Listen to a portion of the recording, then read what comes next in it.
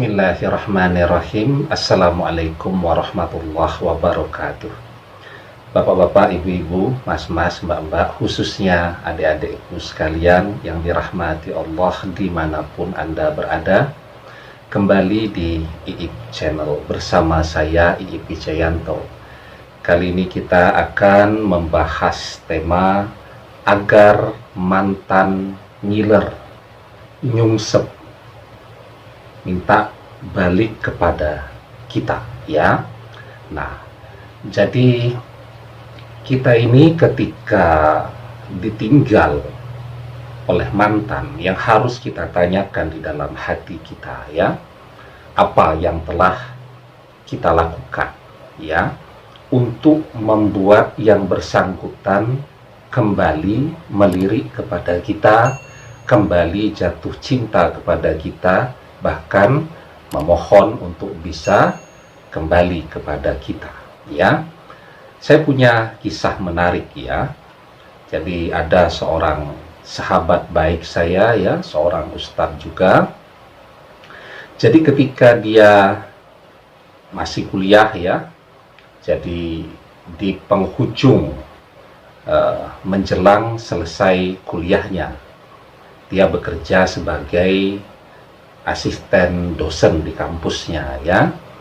Nah, dia jatuh cinta kepada teman kuliahnya, adik kelasnya, ya. Jadi dia tidak mau pacaran begitu, ya, karena pertimbangan kuliahnya juga hanya tinggal nunggu wisuda saja, ya, dan sudah punya pekerjaan. Maka dia bilang kepada si wanita ini, ya, teman atau calon istrinya ini, kita jangan pacaran, ya, karena pacaran itu nanti akan membuka ruang dosa yang macam-macam.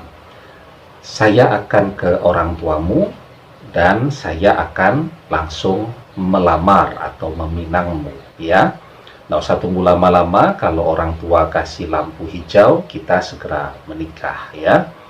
Oke, kata si wanita, silahkan ke bapaknya, ya, karena dia ini anak yang sudah piatu, ibunya sudah tidak ada, ya.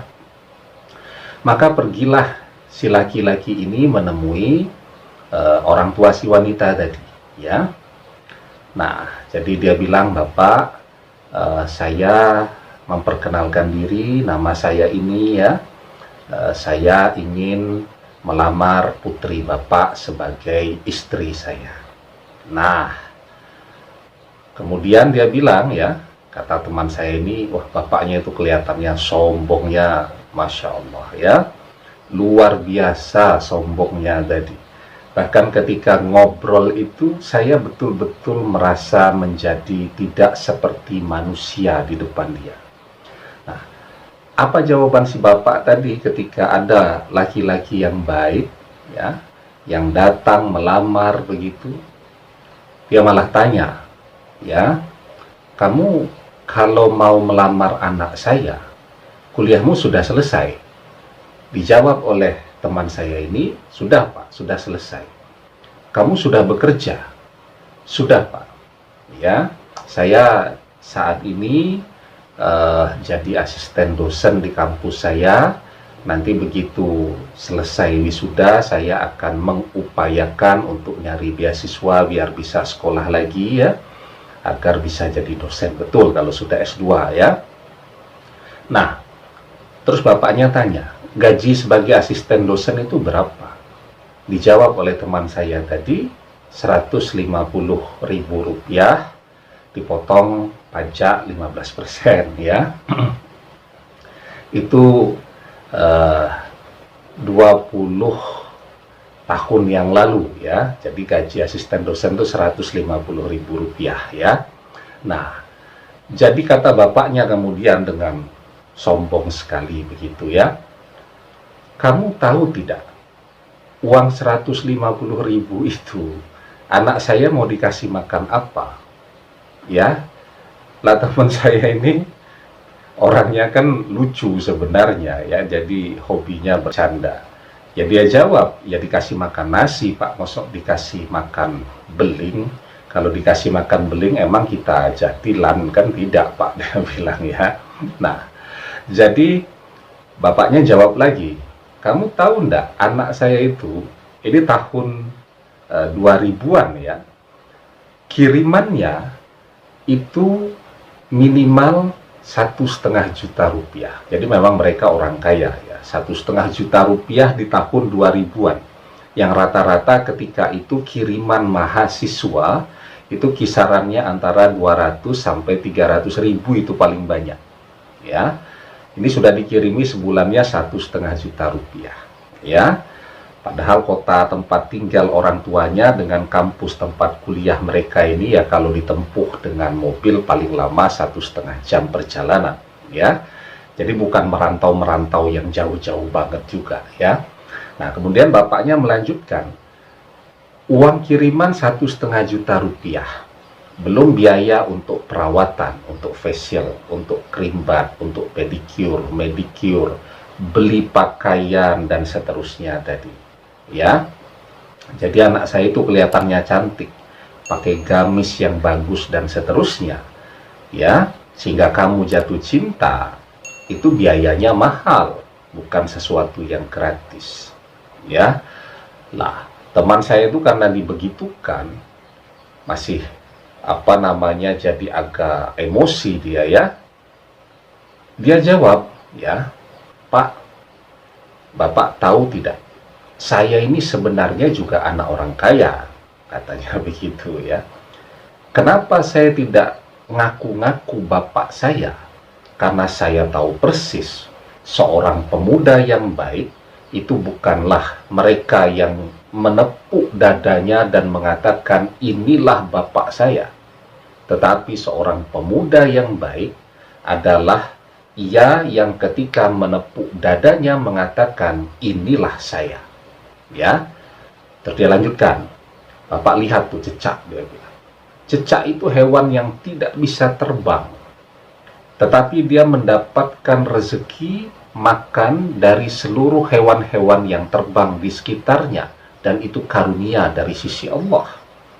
Ya. Terus dia tanya, Bapak punya peliharaan ayam tidak? Ya enggak punya. Nah, kalau begitu besok dilihat tuh ayam-ayam tetangga, dia bilang. Ayam Pak, itu keluar kandang pagi hari dalam keadaan lapar. Dia mau berusaha, dia mau bekerja, matuk sana, matuk sini, pulang sore hari ke kandangnya sudah dalam keadaan kenyang. Itu ayam. Apalagi saya, mahasiswa berprestasi, mahasiswa terbaik, lulusan dengan indeks prestasi terbaik, cum laude, dan seterusnya. Saya tentu akan berusaha, berjuang keras demi orang yang saya cintai. Tidak akan saya biarkan dia kelaparan. Ya, kemudian teman saya membacakan ya surat At-Talaq ayat 2 dan 3. Wa may yattaqillaha yaj'al lahu makhraja wa yarzuqhu min haitsu la yahtasib. Wa may yatawakkal 'alallahi fahuwa hasbuh. Barang siapa yang bertakwa kepada Allah, niscaya dia akan memberikan baginya jalan keluar dan memberinya rezeki dari arah yang tidak diduga-duga. Dan barang siapa yang bertawakal kepada Allah, niscaya Allah akan mencukupkannya. Ya, ini kan karena memang sejak muda aktivis dakwah kan, sudah jadi ustadz muda juga dia pada saat itu, jadi kebawa deh kebiasaan ceramahnya. Jadi bapak calon mertua gagalnya ini dia ceramahi. Apa yang terjadi? Ya bapaknya ketika diceramahi begitu yang delongok ya.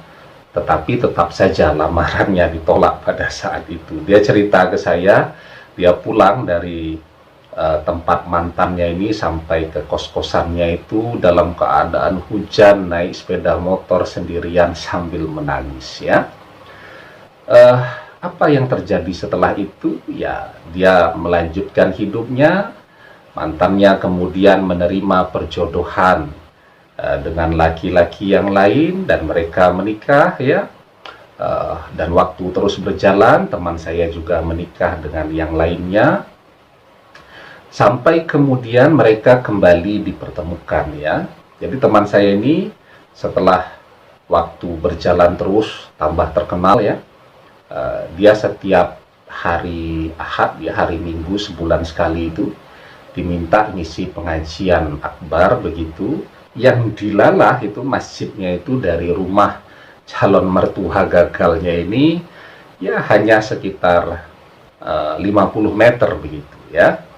Nah, jadi dia setiap sampai ke masjid itu dia selalu bilang tuh ke takmir masjid ya, tolong ini juga dikeluarkan suaranya dengan mic untuk azan itu.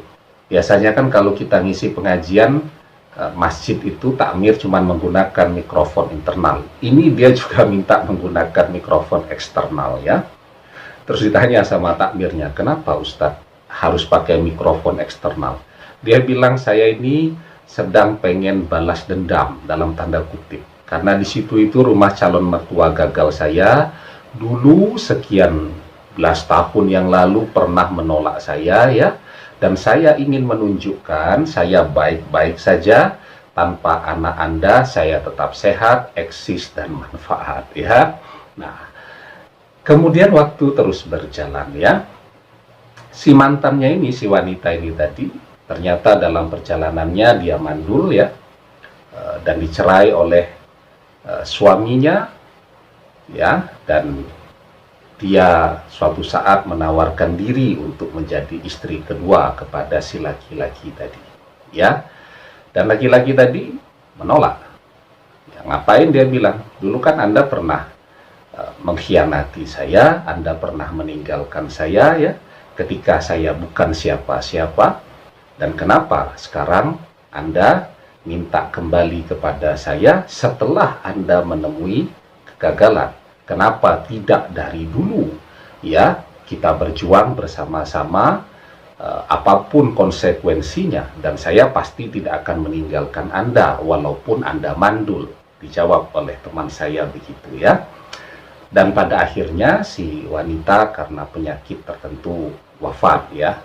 Dan orang terakhir ya yang dia sebutkan, dia cari tetap adalah teman saya tadi, minta untuk dimaafkan dan minta untuk didoakan ya. Saya tersentuh dengan kisah ini ya. Ternyata cinta itu memang tidak pernah lekang oleh waktu. Seperti halnya juga ternyata kebencian itu juga tidak pernah bisa lekang oleh waktu ya. Tetapi bahwa pesan yang bisa kita petik ketika kita ini telah menjadi sesuatu, siapapun akan ngiler, nyungsep untuk memohon kembali kepada kita. Karena itu berusahalah untuk menjadi seseorang, menjadi sesuatu, menjadi orang yang manfaat. Demikian, semoga bermanfaat. Wallahu a'lam bishawab, billahi taufik wal hidayah. Assalamualaikum warahmatullahi wabarakatuh.